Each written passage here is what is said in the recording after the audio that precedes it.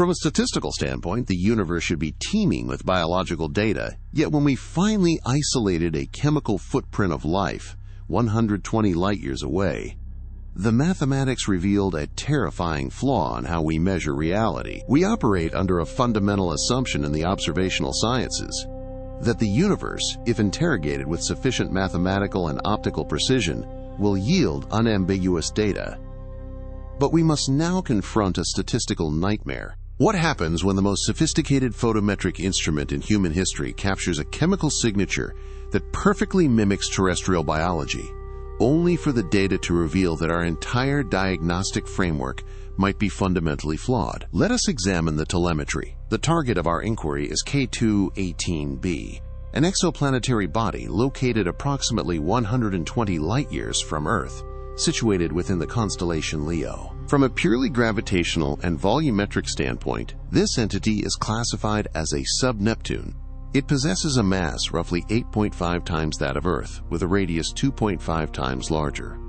The orbital mechanics of this system dictate a 33-day revolution around a red dwarf star, designated K2-18. Because red dwarfs exhibit significantly lower thermonuclear output compared to our G-type main sequence Sun, the habitable zone, the precise orbital annulus where stellar irradiance permits the thermodynamic stability of liquid water is located much closer to the host star.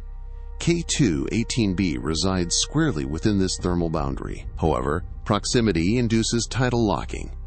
The gravitational gradient likely forces K2-18b into a synchronous rotation, presenting a permanent day side subjected to perpetual stellar bombardment and a permanent night side locked in absolute zero darkness. We cannot image this planetary surface. The diffraction limits of our current optical arrays render a direct spatial resolution of a body at this distance physically impossible. Therefore, our entire epistemological foundation regarding K2-18b relies on a methodology known as transit spectroscopy. When the exoplanet transits or eclipses its host star from our line of sight, a microscopic fraction of the stellar photon flux passes through the exoplanet's atmospheric limb before continuing its century-long journey to our detectors. The gaseous molecules suspended in that alien atmosphere interact with the incoming photons. Due to the quantum mechanical properties of molecular bonds, specific molecules will absorb specific wavelengths of infrared radiation, entering higher vibrational and rotational states. By isolating the stellar spectrum during the transit and subtracting the baseline stellar spectrum, we are left with an absorption profile, a chemical barcode. In 2019, utilizing the Hubble Space Telescope, astronomers identified the absorption cross-sections of water vapor in the atmosphere of K2-18b. This was a pivotal data point, but water is cosmically abundant. It does not equate to biology. The paradigm shifted in mid-2022 with the operational deployment of the James Webb Space Telescope. JWST is not merely an upgrade. It is a generational leap in infrared sensitivity, utilizing a 6.5-meter beryllium mirror array capable of capturing photon fluxes that would be indistinguishable from background noise to Hubble. The primary objective was to test a theoretical model proposed by astrophysicists at the University of Cambridge, the Hycean world hypothesis, a portmanteau of hydrogen and ocean. The thermodynamic model suggested that a sub-Neptune like K2-18b could support a massive, planet-wide ocean of liquid water insulated by a thick, pressure-heavy atmosphere composed primarily of molecular hydrogen and helium. If such a geochemical equilibrium existed, it would represent a highly optimized incubator for organic chemistry. In September of 2023, the Cambridge team published the spectroscopic telemetry from JWST's initial observation campaign. The data yielded high-confidence statistical detections of methane and carbon dioxide. Crucially, the data indicated a complete absence of ammonia. This specific chemical ratio, abundant methane and carbon dioxide with depleted ammonia, is exactly what the atmospheric photochemistry of a Hycean world predicts, as ammonia would readily dissolve into a global liquid water ocean. The physical parameters were aligning with the theoretical model with startling precision. But buried within the signal-to-noise ratio of the spectral data was an anomaly, a faint, low-significance absorption trough corresponding to a molecule known as dimethyl sulfide, or K2-18b. In the discipline of astrobiology, dimethyl sulfide is not a trivial compound. On Earth, it is a secondary metabolite. It is not synthesized by volcanism, tectonic subduction, or atmospheric lightning. It is produced almost exclusively by marine phytoplankton and specific bacterial colonies as an osmotic regulator and metabolic byproduct. It is, by all established definitions, a robust biosignature gas. If you detect K2-18b in a planetary atmosphere, the most thermodynamically efficient explanation is the presence of an active biosphere. The initial 2023 detection was statistically weak, hovering at merely 1 to 2 standard deviations above the noise floor. In astrophysics, this is insufficient to claim a discovery.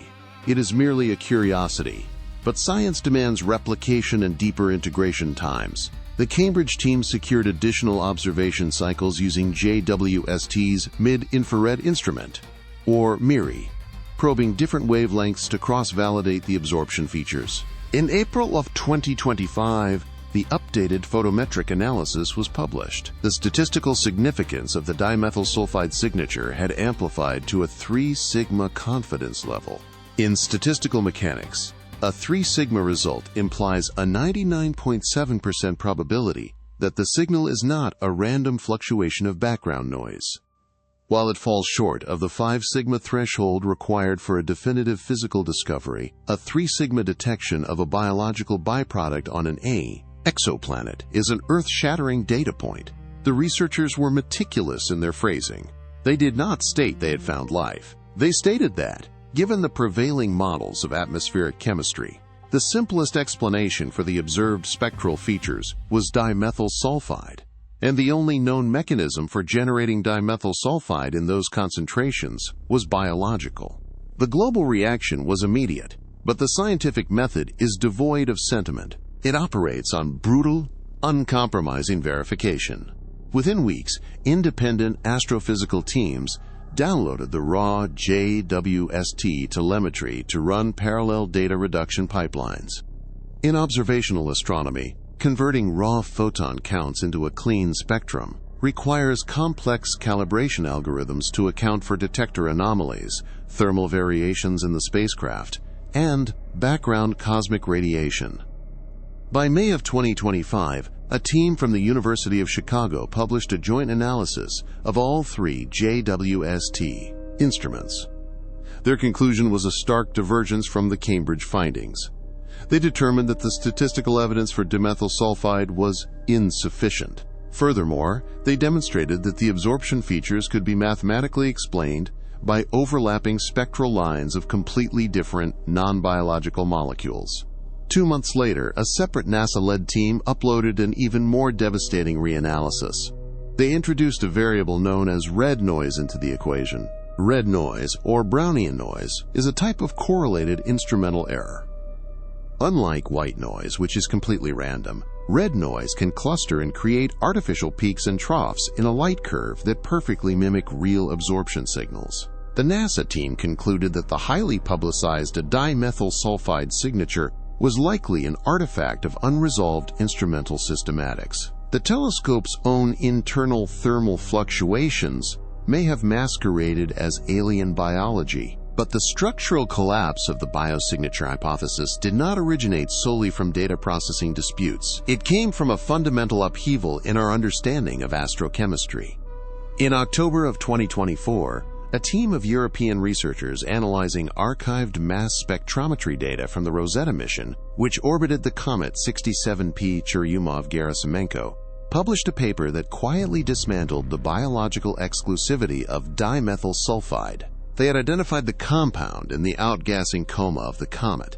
Comets are inert, frozen remnants of the primordial solar nebula. They are subjected to intense cosmic ray spallation and ultraviolet irradiation over billions of years. The discovery proved that the cold, dark photochemistry of space could synthesize K2-18b without a single living cell. 3 months later, another team detected dimethyl sulfide in a giant molecular cloud in the constellation Sagittarius, an environment so hostile, so utterly devoid of thermodynamic gradients necessary for cellular metabolism, that biology was an impossibility. These two abiotic detections fundamentally rewrote the rules of engagement. Dimethyl sulfide was no longer a definitive biosignature. It was merely a complex organic molecule that life on Earth happens to utilize, but which the universe is perfectly capable of synthesizing through brute force inorganic chemistry. Simultaneously, the very foundation of the Hycean world model began to fracture. Atmospheric dynamicists proposed that the observed ratios of methane and carbon dioxide on K2-18b did not necessarily require a liquid water ocean. A magma ocean, reacting with a hydrogen-rich envelope, could outgas the exact same chemical profile. Furthermore, geochemical models indicated that if a biosphere were producing dimethyl sulfide in quantities massive enough to be detected from 120 light-years away, that same biological engine should be producing detectable levels of ethane. JWST's instruments found zero evidence of ethane. The absence of this corollary biomarker acts as a severe statistical penalty against the biological hypothesis. We are now trapped in a state of epistemological gridlock. The data is genuine. The instruments are functioning at the absolute limit of human engineering, and the mathematical models are rigorous. Yet the interpretation of that data is hopelessly fractured. We have reached a critical boundary in observational astrophysics, where the sensitivity of our hardware has outpaced our diagnostic frameworks. If a biological signature can be synthesized by the cold, irradiated vacuum of interstellar space, then every atmospheric anomaly we detect moving forward is trapped in a state of permanent ambiguity, forcing us to confront a terrifying reality about the data currently transmitting from the second Lagrange point. The raw photon counts captured by the James Webb Space Telescope do not arrive as neatly packaged chemical spectra. They are transmitted as massive, chaotic datasets, terabytes of telemetry that must be processed through highly complex data reduction pipelines. A pipeline is a sequential chain of computational algorithms designed to strip away the vast interference of the cosmos. A Hycean world was predicated on a highly specific chemical equilibrium. The simultaneous, prominent presence of methane and carbon dioxide, coupled with the distinct absence of ammonia. This precise molecular ratio was the foundational geometry of the ocean world hypothesis. If the carbon dioxide signal was statistically unstable, then the foundational chemistry used to categorize K2-18b as a habitable environment was dissolving under closer scrutiny. The planet might not possess a liquid water ocean at all. The entire narrative of a temperate, water-rich environment capable of supporting a marine biosphere was resting on a spectral foundation that was mathematically shifting beneath the researchers' feet. The molecules that had grounded the most optimistic interpretation in the history of exoplanetary science were suddenly, under the harsh light of independent verification, slipping back into the realm of statistical uncertainty. In August of 2025, the debate transitioned from atmospheric chemistry to the fundamental physics of the detectors themselves. A specialized team applying the rigorous standards of evidence framework to the K2-18b datasets published a paper that was both highly technical and deeply damning. They identified the primary culprit plaguing the mid-infrared data, a phenomenon known in signal processing as red noise. Unlike white noise, which consists of completely random, uncorrelated fluctuations that can be mathematically averaged out over multiple observations, red noise is correlated. It represents systemic, low-frequency variations within the measurement apparatus itself. Red noise creates temporal correlations in the data that can easily masquerade as genuine physical signals. It produces apparent absorption features that look statistically significant upon first inspection, but which are actually artifacts of the detector's thermal fluctuations, pixel latency, or subtle pointing jitters of the spacecraft. The paper concluded that the specific spectral features the Cambridge team had identified as dimethyl sulfide were located in a wavelength regime highly susceptible to these unresolved instrumental systematics. Translated from the vernacular of astrophysics, the implication was profound. The James Webb Space Telescope itself, not the atmosphere of K2-18b, may have generated the biosignature. The photons recorded during the transit had been processed through a labyrinthine chain of beryllium mirrors, infrared detectors, calibration routines, and statistical models. Somewhere within that complex architecture, correlated noise patterns that perfectly mimicked the chemical fingerprint of a biological sulfur compound had materialized. By the autumn of 2025, the central question of the debate had shifted from whether life existed on the exoplanet to whether the signal was a property of the planetary atmosphere or a phantom ghost in the machine. Three pillars of the original April announcement, the detection of dimethyl sulfide, the interpretation of K2-18b as a Hycean world, and the assumption that dimethyl sulfide is an exclusive byproduct of biology, had each become independently and severely compromised. The question that the global public had been asked to consider just 7 months earlier had become almost impossible to answer with any degree of empirical confidence. Faced with this mounting wall of skepticism, Niku Madhusudan and the Cambridge team did not retract their initial findings. Their response was a masterclass in the operational mechanics of the scientific method. They acknowledged the tentative nature of their mid-infrared detection. They conceded that the statistical confidence had not breached the rigorous 5 sigma threshold required for an unassailable discovery in particle physics or astronomy. They openly agreed that alternative inorganic interpretations were theoretically possible and that further observational epochs were absolutely necessary. However, they rigorously defended their analytical pipeline. In subsequent publications and academic discourse, they maintained that the biological interpretation remained the most parsimonious explanation for the specific data arrays they had processed. They systematically addressed the criticisms, arguing that while the abiotic detections of dimethyl sulfide in cometary ice and interstellar molecular clouds were fascinating chemical anomalies, they did not empirically demonstrate that such inorganic mechanisms could synthesize the molecule in the massive, globally distributed quantities required to mimic a planetary biosignature. Furthermore, they countered the alternative planetary models by demonstrating that the atmospheric conditions required to produce the observed spectra without a liquid water ocean necessitated extreme, highly improbable chemical disequilibrium states that were difficult to justify thermodynamically. Their ultimate defense rested on the core tenet of empirical science. The only mechanism to resolve the epistemological gridlock was the acquisition of more data. They required more transit observations, more integration time, and more photons captured by the most sophisticated optical instrument ever constructed by human hands.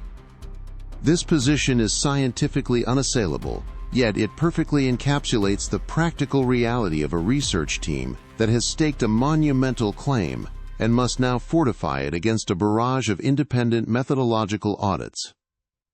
The history of observational astronomy is littered with the wreckage of contested detections. We possess a deep historical archive of signals that were initially dismissed by the broader community, only to be later vindicated by superior instrumentation, just as we possess an equally extensive record of signals that were fiercely defended by their discoverers long past the point of empirical viability. From the outside, while the data is still being processed and the debate remains highly active, it is nearly impossible to determine which historical trajectory K2-18b is currently tracing. What is demonstrably clear is this: 18 months after the most meticulously prepared, rigorously scrutinized announcement of a candidate biosignature in the history of our species, the global scientific apparatus remains fundamentally incapable of determining if the detection is real. The raw data is genuine. The hardware operating at the Lagrange point is functioning perfectly. The computational methodologies are mathematically sound, and the research teams analyzing the telemetry are executing highly rigorous, diligent work. Yet, the interpretation is contested at every conceivable level, and the contestation is occurring between groups of highly credentialed scientists who are all reaching radically different conclusions from the exact same underlying observations. The astrophysical community has not coalesced around a consensus, It has fractured along methodological fault lines that may not be resolvable with any remote sensing techniques currently available to us. This fracture has catalyzed a profound paradigm shift within the astrobiology community regarding the standards of evidence required to claim the discovery of extraterrestrial biology. In the period between the initial tentative detection in 2023 and the fiercely contested mid-infrared analysis in 2025, the theoretical frameworks governing biosignature validation have been aggressively rewritten. The community has become highly skeptical, publishing multiple treatises arguing that our existing diagnostic criteria are vastly insufficient to rule out false positives. The K2-18b anomaly has forced the scientific establishment to raise the evidentiary bar to unprecedented heights. The question of exactly how robust a signal must be before we are willing to declare that we have detected biological activity on another world did not have a definitive answer before K2-18b, and it certainly does not have a definitive answer now. But this reactionary elevation of evidentiary standards introduces an incredibly uncomfortable parameter into our search for cosmic companionship. We must now quantify exactly how high this new bar has been placed, and whether any atmospheric transmission spectrum can ever successfully clear it. This raises a structural impossibility that strikes at the very heart of the astrobiological enterprise. If the criteria for confirming life require the absolute elimination of every conceivable inorganic chemical pathway, we may be engineering an epistemological framework where even a genuine, thriving alien biosphere could never be officially recognized. We are forced to ask if the science of remote biosignature detection, in its current evolutionary state, is fundamentally incapable of producing a definitive binary answer. We have designed our optical arrays, selected our candidate exoplanets, and calibrated our spectrographs based on an assumption that biology will announce itself with unambiguous chemical clarity. We are forced to confront the terrifying possibility that our theoretical frameworks have been engineered to demand a level of unambiguous chemical clarity that the cosmos is simply not obligated to provide, leaving us to wonder if we are already staring directly at the evidence of alien life without the mathematical capacity to recognize it.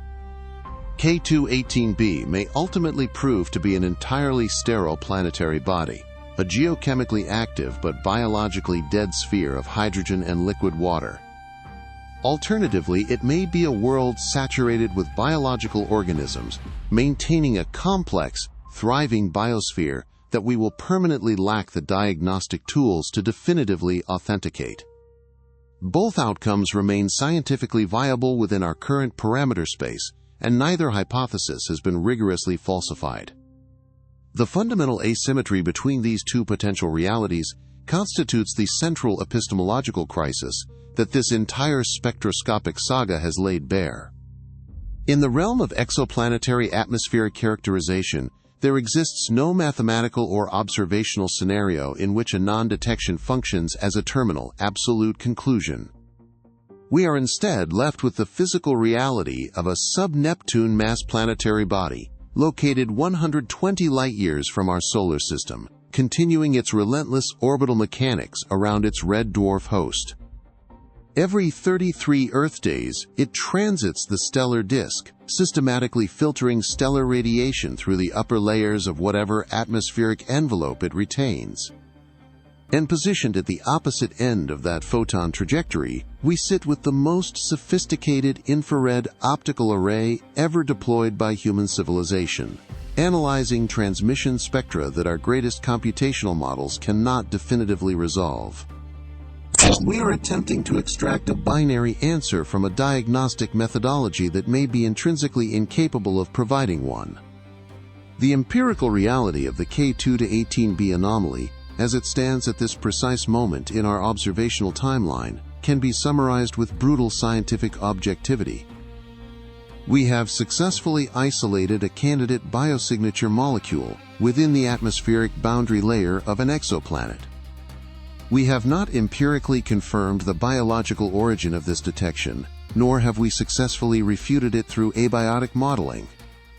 Multiple highly credentialed independent research conglomerates, applying the most rigorous data reduction pipelines and Bayesian statistical frameworks available, have processed the identical raw telemetry and arrived at mutually exclusive conclusions. The scientific consensus has not converged, it has bifurcated. The James Webb Space Telescope continues to execute its scheduled observational programs targeting K2-18b. Additional transit events will be photometrically recorded. Further mid-infrared and near-infrared spectra will be extracted, reduced, and published in the peer-reviewed literature over the coming years. Certain analyses will present robust statistical arguments reinforcing the biological Hycean hypothesis, while subsequent papers will systematically dismantle those same arguments using alternative photochemical models. It is highly probable that the exact origin of the dimethyl sulfide spectral features, if the molecule is indeed physically present at all, will remain suspended in this exact state of contested, agonizing uncertainty for the remainder of our professional lifetimes. This is an exceptionally difficult paradigm for the scientific community to integrate. For the overwhelming majority of human history, the inquiry into our cosmic solitude was not a scientific question, but a philosophical one, simply because we lacked the technological infrastructure to empirically investigate it. The spatial dimensions of the universe were too vast, the interstellar distances too prohibitive, and our optical instrumentation too primitive. The chemical composition of distant celestial bodies was relegated to the domain of untestable speculation. Then, operating within the remarkably brief span of a single human lifetime, the parameters of our civilization shifted fundamentally. We engineered precision photometric arrays capable of detecting the infinitesimal dimming of a star caused by an orbiting planetary mass. We constructed high-resolution spectrographs capable of isolating specific molecular absorption bands within the filtered light of those distant atmospheres. We successfully deployed a 6.5-meter segmented beryllium mirror array to the second Sun-Earth Lagrange point, positioning it in the cryogenic vacuum of deep space to meticulously capture the faintest infrared photon emissions from systems we will never physically traverse. We essentially engineered our way to the precise intersection of cosmic history, where the ultimate question of biological distribution could, theoretically, be resolved through applied physics. We possess the orbital infrastructure, we have deployed the requisite instrumentation, we have, in a very literal sense, acquired the raw data. Yet, what the rigorous analysis of this data has exposed is a structural limitation that our theoretical models failed to adequately predict. The realization is not that the universe is biologically sterile, nor that the spontaneous emergence of life is a statistical anomaly, but rather that our fundamental methodology of remote observation, attempting to diagnose biological activity from 120 light-years away by analyzing scattered photons, passing through an unsamplable atmospheric medium, may be structurally incapable of generating the unambiguous, definitive proof required to declare that an alien biosphere exists. K2-18b serves merely as the initial diagnostic case study of this systemic limitation. It will unequivocally not be the last. The observational landscape of the next 2 decades is already defined by exponentially more powerful optical architectures. In 2027, the extremely large telescope, currently under construction in the Chilean Atacama Desert, is projected to achieve first light, utilizing a primary mirror 39 meters in diameter, a light-gathering surface area nearly 6 times that of the James Webb Space Telescope. The ELT will possess the resolving power to obtain exoplanetary atmospheric spectra with a signal-to-noise ratio that no currently operational observatory can theoretically match. Moving into the 2030s, the European Space Agency's Plato mission will systematically survey hundreds of thousands of stellar systems, exponentially expanding our catalog of terrestrial mass planets orbiting within their respective habitable zones. Furthermore, NASA's strategic vision for the 2040s centers on the deployment of the Habitable Worlds Observatory, a flagship-class space telescope specifically optimized to achieve direct imaging of Earth analog exoplanets and conduct ultra-high-precision spectroscopic surveys of their atmospheres, in search of definitive chemical biosignatures. Each of these forthcoming astronomical mega-projects will drastically enhance our photometric sensitivity. Each will generate atmospheric transmission data that is vastly more detailed, far more constrained, and statistically superior to the telemetry currently being downloaded from JWST. However, none of these engineering marvels will fundamentally alter the underlying epistemological barrier. The core issue we face in astrobiology is no longer a crisis of instrumental sensitivity. It is a crisis of theoretical interpretation. Even if we operate under the assumption of acquiring theoretically perfect data, even if we extract a transmission spectrum so exquisitely detailed and photometrically precise that every single molecular compound within an exoplanet's atmosphere can be isolated and quantified down to the parts per billion threshold, the interpretative degeneracy of those molecules remains entirely unresolved.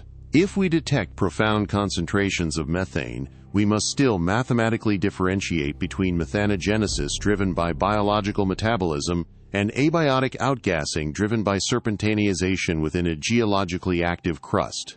If we measure distinct oxygen absorption bands, we are forced to determine whether that molecular oxygen is the metabolic byproduct of widespread photosynthetic activity, or merely the residual signature of water molecules undergoing catastrophic ultraviolet photolysis in the upper atmosphere.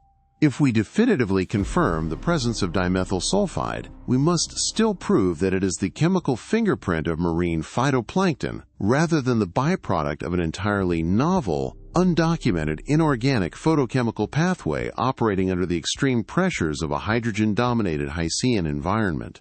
Every single candidate biosignature gas, currently cataloged in our astrobiological databases, can, theoretically, be synthesized abiotically through specific thermodynamic processes occurring in unmapped environments elsewhere in the cosmos. The absolute only methodology to permanently collapse this interpretative degeneracy and definitively rule out all abiotic alternatives would be to physically transport diagnostic instrumentation to the planetary surface. We would need to directly sample the atmospheric and aquatic mediums, physically sequence the complex organic polymers, and empirically observe the metabolic processes in situ. At a distance of 120 light-years, this requirement represents an insurmountable physical impossibility for the foreseeable trajectory of human civilization. To contextualize the spatial reality of K2-18b, even if we possess the capability to transmit a directed radio frequency burst at the absolute velocity of light, a signal emitted from our tracking stations tomorrow would not physically interact with K2-18b's atmosphere until the year 2146. The chronological duration required merely to execute a round-trip electromagnetic transmission significantly exceeds the entirety of human aviation history. This spatial isolation defines the structural reality of our search for cosmic biology. We possess the capacity to intercept ancient photons from these distant orbital systems. We possess the quantum mechanical knowledge to identify the exact molecular structures that absorbed specific wavelengths of that light. We can apply the most rigorous thermodynamic models to deduce what those chemical inventories imply about the planetary environment. But there exists a fundamental, unbridgeable void between the spectroscopic data and the biological conclusion. We must deeply internalize the implications of this epistemological boundary. It forces us to acknowledge that the chemical evidence for extraterrestrial biology may have already been successfully intercepted. It may have been detected within the contested spectral bands of K2-18b. It may have been captured in the atmospheric telemetry of another exoplanetary candidate, whose transit data we have yet to fully process through our computational pipelines.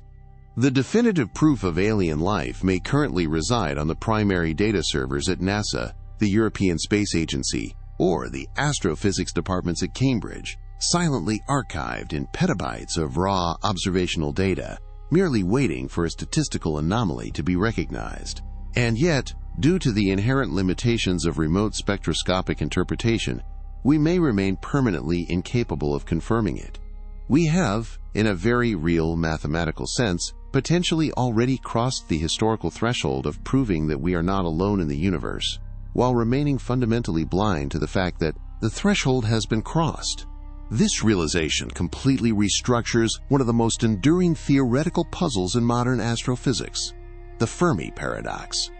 For over 7 decades, the scientific community has grappled with the mathematical contradiction that Given the extreme age of the universe and the staggering multiplicity of potentially habitable stellar systems, our observational sphere should be saturated with the electromagnetic signatures of advanced, spacefaring civilizations. Instead, we observe an absolute, deafening cosmic silence.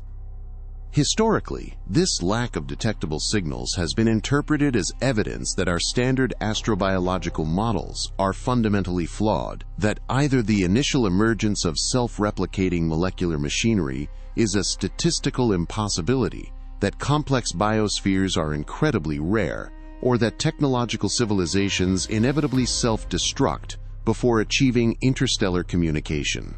The K2-18b anomaly, however, introduces a completely paradigm-shifting variable into this equation. What if the perceived cosmic silence is not actually indicative of an absence of biological activity? What if the silence is merely a reflection of the profound inadequacy of our diagnostic frameworks to recognize the chemical signatures of life when they are staring us directly in the face? We must consider the high probability scenario that the Milky Way is densely populated with inhabited worlds, and that the biological fingerprints of these biospheres are physically washing over our orbital telescopes at this exact moment, embedded within the infrared spectra of countless distant stars. But because these biosignatures are encoded in complex photochemical patterns that our current data reduction pipelines cannot definitively untangle from